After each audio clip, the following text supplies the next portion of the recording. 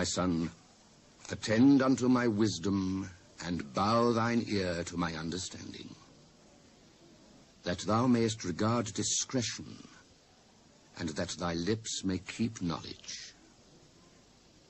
For the lips of a strange woman drop as an honeycomb, and her mouth is smoother than oil.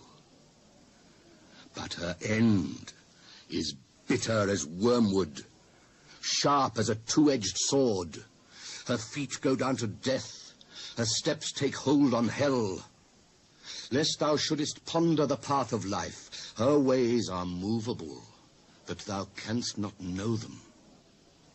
Hear me now, therefore, O ye children, and depart not from the words of my mouth. Remove thy way far from her, and come not nigh the door of her house, lest thou give thine honor unto others, and thy years unto the cruel, lest strangers be filled with thy wealth, and thy labors be in the house of a stranger, and thou mourn at the last, when thy flesh and thy body are consumed, and say, How have I hated instruction, and my heart despised reproof, and have not obeyed the voice of my teachers, nor inclined mine ear to them that instructed me.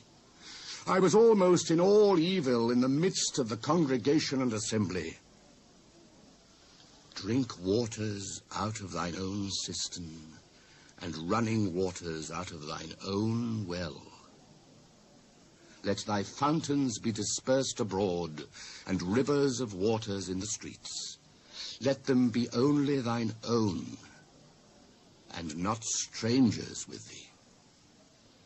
Let thy fountain be blessed, and rejoice with the wife of thy youth. Let her be as the loving hind and pleasant roe.